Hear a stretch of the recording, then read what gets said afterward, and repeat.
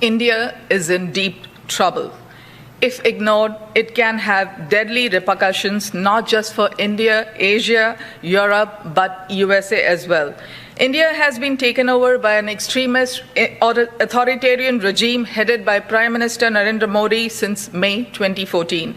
Attempts are on to cover up the extreme degradation of the country and its democratic institutions under Modi to ensure that the international community as well as the Indian diaspora in the US keep the focus away from all that is wrong in the country.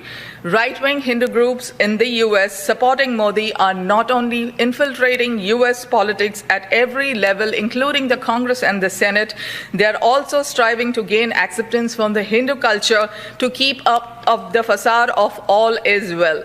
As a born Hindu myself living in the US, I feel compelled to reveal the larger game plan of not just the Indian government under Modi, but also its supporters here in the US. Prime Minister Modi is a product of the RSS, a right-wing paramilitary group inspired by the Nazis. The international wing of the RSS, the HSS, and its allies, including the World Hindu Council of America, Hindu American Foundation, Hindu Students' Council, operating in several US universities supposedly to celebrate Hindu culture, are doing exactly the opposite.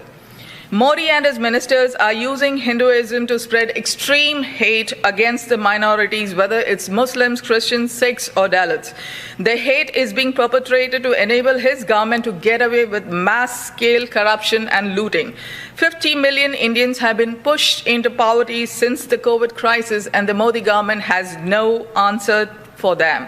Modi and his supporters propagate the Hindutva philosophy, which is nothing but a saffron terror group not related to Hinduism.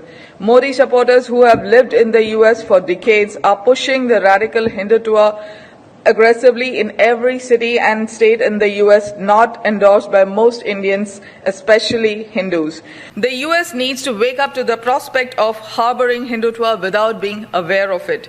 The US needs India to keep a check on countries like China, Pakistan, and even Afghanistan, but a terribly weak, cruel, pompous, arrogant, narcissistic prime minister who's weakening his own country, destroying the progress gained over 70 years in just 7 short years, cannot possibly be anybody's strong ally.